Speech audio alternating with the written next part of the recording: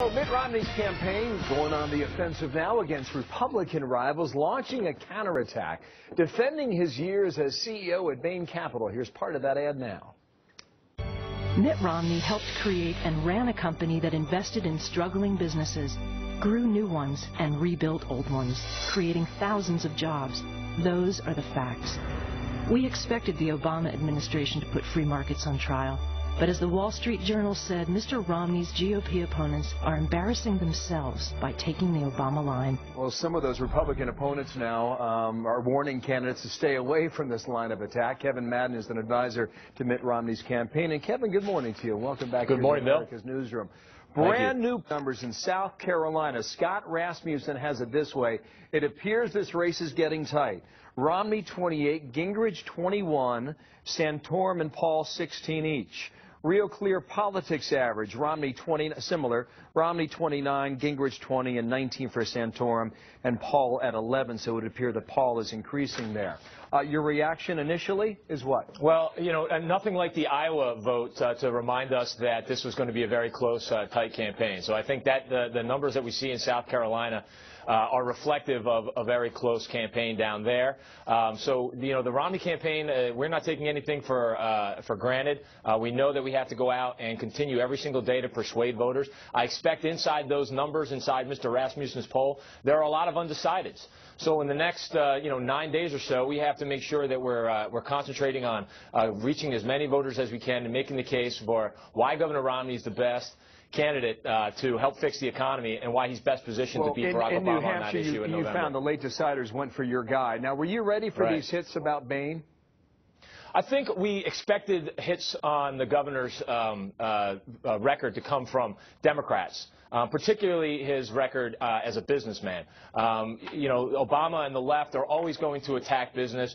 They're always going to attack private capital and its place in the economy. What we found very surprising was that Newt Gingrich and Rick Perry began to echo the words of people like Michael Moore and move on. That was very surprising because we're the party of free markets. We're the party of economic freedom, and Governor Romney's message is very focused on that, which is how do we help create jobs so that people of all income levels and that up and down the economic ladder can prosper in a new American economy. So there were some who observed they thought your campaign was caught flat-footed in terms of response, but now the reaction has been from prominent Republicans like Nikki, the Republican governor down there in South Carolina. She had this to say just yesterday.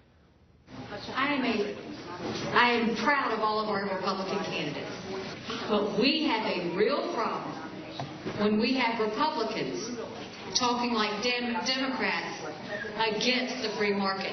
We believe in the free market.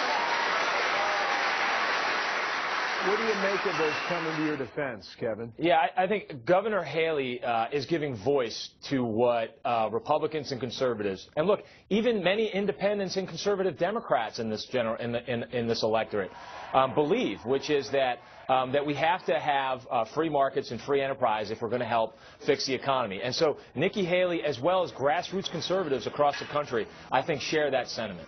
Did President Obama get a gift this week?